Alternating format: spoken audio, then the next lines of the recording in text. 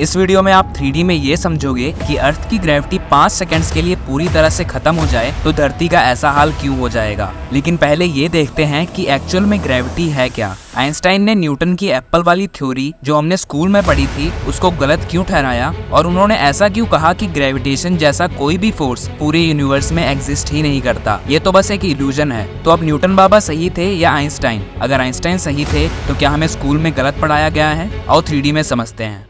साल 1666 में Isaac Newton ने पार्क में बैठे हुए एक सेब को नीचे गिरता हुआ देखा और उनके मन में एक सवाल आया कि सेब सीधा नीचे ही क्यों गिरा, ऊपर या किसी और डायरेक्शन में क्यों नहीं गया। इसी चीज को कई बड़े और छोटे लेवल पे स्टडी करने के बाद उन्होंने पाया कि ये सब एक यूनिवर्सल फोर्स की वजह से हो रहा है, जिसे उन्होंने ग्रेविटेशनल फोर्स का नाम दिया। और 1687 में उन्होंने यूनिवर्सल लॉ ऑफ ग्रेविटेशन दुनिया के सामने रखा, जो बताता है कि ऐसे दो ऑब्जेक्ट्स जिनके पास मास है या आसान भाषा में वेट है, एक दूसरे को अपनी ओर अट्रैक्ट करते हैं। जितना ज्यादा मास होगा अट्रैक्शन फोर्स भी उतना ही ज्यादा होगा। और उनके अकॉर्डिंग अर्थ और बाकी प्लैनेट सूरज के अराउंड चक्कर भी ग्रेविटेशनल फोर्स के कारण ही लगा रहे हैं, क्योंकि सन के ज्यादा मास की वजह से उसकी ग्रेविटी भी बहुत ज्यादा है, जिससे बाकी प्लैनेट्स उससे दूर नहीं जा सकते। लेकिन 1589 को ही Italian physicist Galileo Galilei tower of Pisa नाम का एक्सपेरिमेंट परफॉर्म कर चुके थे, जो कि कुछ ऐसे था। उन्होंने इटाली के टावर ऑफ पीसा पे चढ़कर वहां से डिफरेंट वेट वाले दो मेटेलिक बॉल फेंके, बट उन दोनों बॉल्स का शेप और साइज सेम था, जिससे कि दोनों पे ही हवा का फोर्स इक्वल लगे। और इसका रिजल्ट ये निकला कि डिफरेंट वेट होने के बावजूद भी दोनों बॉल एक ही टाइम पे जमीन पर गिरे। और इसी एक्सपेरिमेंट को नासा के अपोलो 15 के एस्ट्रोनॉट्स ने 1971 में मून पर भी परफॉर्म किया। अब मून पर तो कोई हवा है नहीं फोर्स लगाने के लिए, तो इस बार एक हैमर को और एक चिड़िया के पंख को एक साथ ड्रॉप किया गया और अमेजिंगली दोनों सेम टाइम पर ही मून सरफेस पर गिरे। गैलीलियो के इसी एक्सपेरिमेंट को आइंस्टाइन ने यूज किया और कहा कि जब किसी भी ऑब्जेक्ट पर ग्रेविटी का असर उसके मास या वेट पर डिपेंड ही नहीं करता, तो न्यूटन का यूनिवर्सल लॉ ऑफ ग्रेविटेशन जो कहता है कि ग्रेविटेशनल फोर्स दो ऑब्जेक्ट के मास पे डिपेंड करता है, सही कैसे हो सकता है। बस फिर क्या था, आइंस्टाइन की इसी बात को सुनकर फिजिसिस्ट्स और एस्ट्रोनॉमर की कम्युनिटीज में न्यूटन के ग्रेविटी से रिलेटेड सिद्धांत फीके पड़ने लगे। लेकिन अब आइंस्टाइन के सामने ये सवाल रखा गया कि अगर न्यूटन की ग्रेविटेशनल थ्योरी कम्प्लीटली सही नहीं है तो फिर किस वजह से हर ऑब्जेक्ट धरती की ओर ही गिरता है। और इसका जवाब आइंस्टाइन ने 1915 में अपनी जनरल थ्योरी ऑफ रिलेटिविटी से दिया, जिसे आइंस्टाइन्स थ्योरी ऑफ ग्रेविटी भी कहते हैं। लेकिन इस वीडियो में हम इस थ्योरी की मैथमेटिकल एक्सप्लेनेशन में ना जाके इसके डायरेक्ट एप्लीकेशन को आसान शब्दों में समझेंगे। बट आगे बढ़ने से पहले please subscribe armature studios YouTube channel for more mind blowing science concepts and documentaries in 3D। सबसे पहले तो आइंस्टाइन की थ्योरी ऑफ ग्रेविटी ये कहती है कि पूरा यूनिवर्स यानी गैलेक्सीज, सोलर सिस्टम एंड सारे ही living and non living objects एक इनफिनाइट स्पेस में यानी कभी न खत्म होने वाली जगह में टाइम के बहाव के साथ फ्री फॉल कर रहे हैं, यानी गिर रहे हैं। और इसी टाइम डिपेंडेंट इनफिनाइट स्पेस को हम स्पेस टाइम बोलते हैं। लेकिन फिर हमें ये फॉल महसूस या दिखाई क्यों नहीं देता? इसका आंसर है कि मोशन इज रिलेटिव। आओ इस मोशन इज रिलेटिव नाम की चीज को एक एक्सपेरिमेंट से समझते हैं। फॉर एग्जाम्पल, ये एक कार है जिसके आसपास कुछ भी नहीं है, तो क्या अभी आप सिर्फ इस कार को या ड्राइवर को देख के बता सकते हो कि ये चल रही है या रुकी हुई है? बिल्कुल भी नहीं। लेकिन अगर मैं यहाँ कुछ फेंस लगा दूं तो आप आसानी से बता सकते हो कि कार चल रही है। ऐसा इसलिए क्योंकि ड्राइवर और कार की स्पीड और एक्सेलरेशन बिल्कुल सेम है।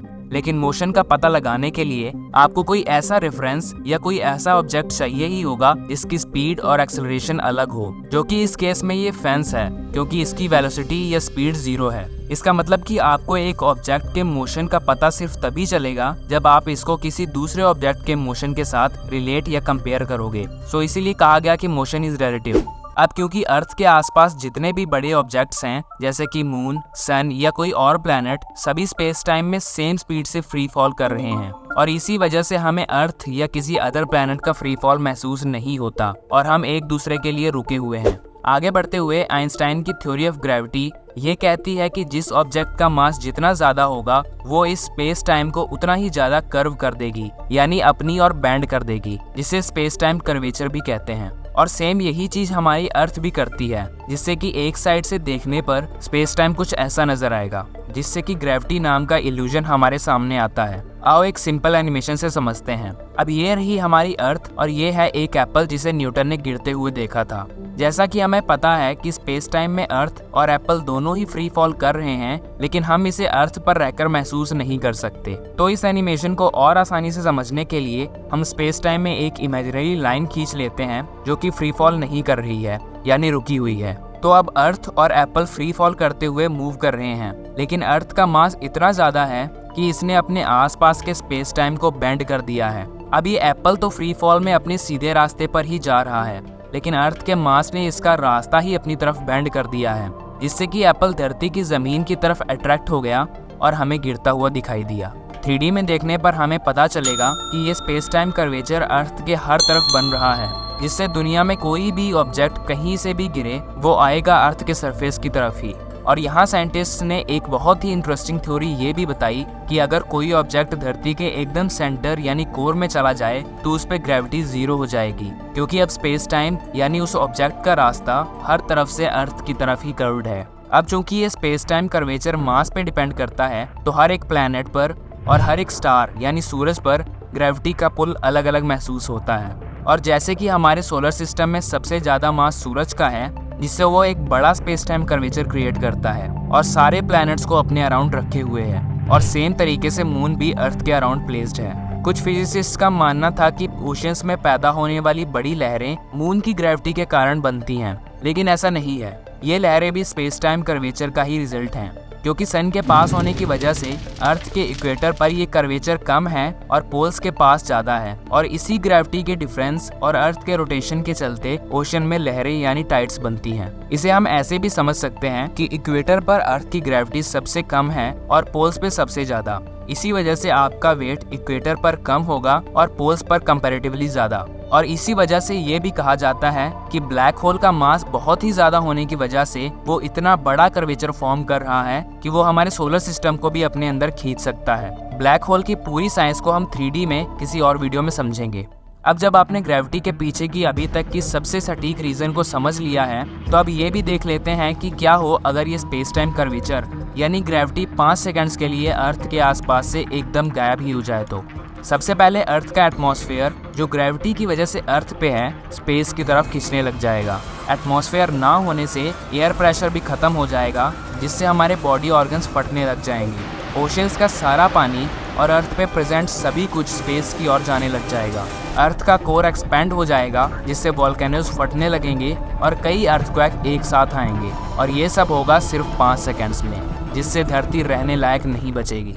1915 से आज तक आइंस्टाइन की इसी थ्योरी ऑफ ग्रेविटी पे सैकड़ों एक्सपेरिमेंट्स किए जा चुके हैं, और ये थ्योरी हर एक्सपेरिमेंट पर 100% सटीक बैठती है, सिवाय एक जगह, और वो है क्वांटम वर्ल्ड, यानी न्यूट्रॉन्स, प्रोटॉन्स और इलेक्ट्रॉन्स से भी छोटी दुनिया। बड़े स्केल पे तो आइंस्टाइन की थ्योरी ऑफ ग्रेविटी बखूबी काम करती है, लेकिन क्वांटम लेवल पर वो भी फेल हो गई। और अब साइंटिस्ट एक ऐसी थ्योरी की तलाश में हैं जो यूनिवर्स के हर एक पहलू जैसे कि ग्रेविटेशन और इलेक्ट्रोमैग्नेटिज्म को एक ही इक्वेशन में एक्सप्लेन कर दें, और इसका नाम है द थ्योरी ऑफ एवरीथिंग और द सुपर स्ट्रिंग थ्योरी।